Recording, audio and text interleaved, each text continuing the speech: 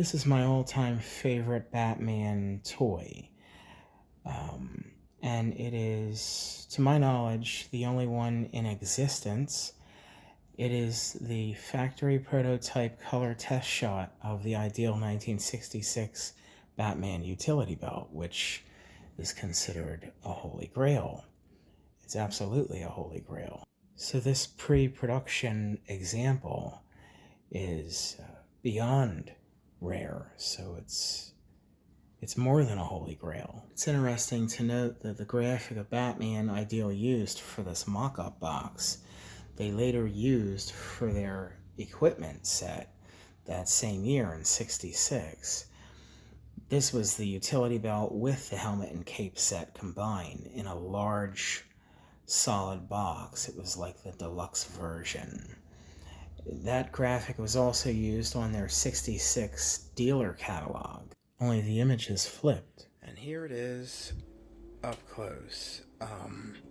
We'll start with the provenance. This came from an old man who was a former employee of the Ideal Toy Corporation in the 60s and 70s. He brought a bunch of white color test mold pieces to a toy show back in the 1980s, and a doctor slash toy dealer, somebody that dealt in vintage toys who used to advertise often in Toy Shop magazine, which is long gone, purchased, I believe, everything that he had, and and he didn't really know the importance or the rarity, and this wasn't his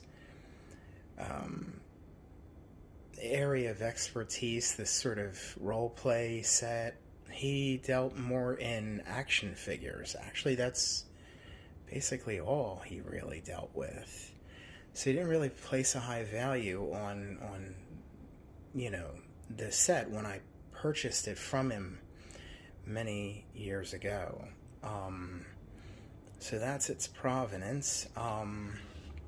Now the gray tight leotard shirt that's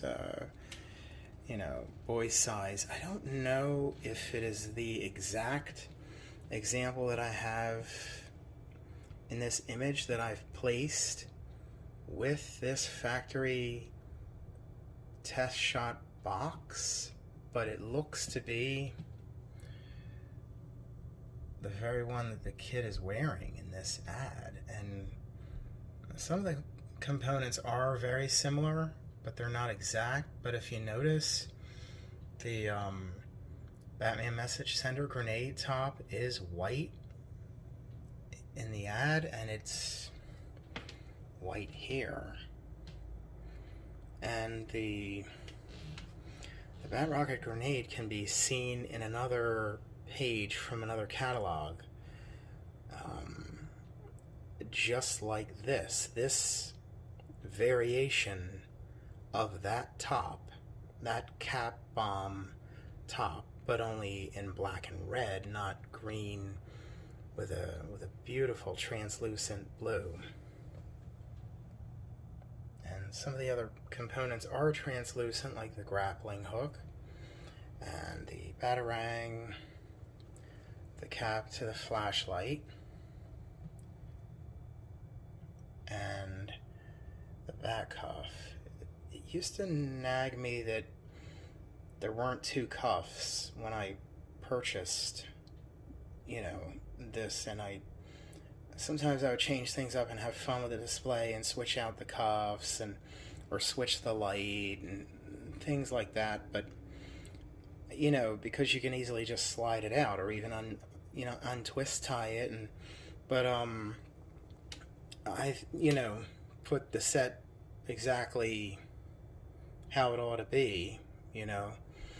For those that think that they have an exact replica of an exact reproduction of the grappling hook, they don't. A lot of grappling hooks were reproduced by a guy calling himself Red Venom Repros in California. since 2007, mostly on eBay. I loaned him this very hook, and then I did a side-by-side comparison. I'll show a photo. It doesn't have the same curvage, so it's actually not a dead-on exact replica. It's just not. And the flashlight obviously is the generic vinyl light with the raised X's. But have you ever seen it in white? I'll bet not. In red or yellow or blue or lime or any other color, I have found silver, but it was a bootleg. But this is the original light to the set. Every component here that you're seeing is real. It is genuine, authentic. And I will tell you that this Batarang was so minty that it even had the excess plastic dangling from the one end of the rang, and I didn't think that it displayed nicely, so I saved it, but I pulled it off because I didn't like it hanging from there. And looking at the mold for these toys, you can actually see how that piece would be attached to the rang. The belt itself is a milky white rubber instead of it being a hard crackable plastic. And that's how Idea should have put out the belt, because it had the tendency to crack, you know. But everything you're seeing in this set, for anybody who is a doubting Thomas about this piece, the authenticity of this piece, which to me is laughable. Okay, it is all 100% real, and we're talking down to those metal clips, you know, and the instruction sheet. And you can look, and of course the bat rope. Now, the gun.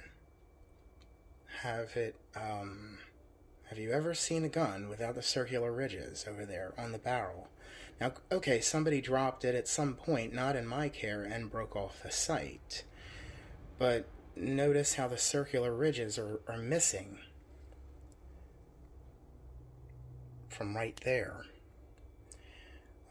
And yes, this is a gun that was recycled from the 1962 King Zor toy that Ideal produced, obviously. But let that be something to really think about. And as far as the box, this is how it was done in those days. This is how comic books were laid out. These overlays, these, I guess you could call them haphazardly cut out images and then overlaid. This was how it was done. I mean, with the things that people can do, I mean, if anybody was trying to make a fake box, it would be one piece. It wouldn't be, you know, wouldn't have any overlays. I've owned this beautiful piece for over 20 years. For anybody to have any doubts, it is ludicrous, because it costs hundreds of thousands of dollars for expensive injection molding machinery to produce plastic items without any flashing bubbles or holes. especially in the days before 3D printing. Here are some other white production test shots that share the same provenance. Notice the white half figures in this Batmobile and the Batplane launcher. That's it. Hope you've enjoyed this detailed look at my favorite Bat piece.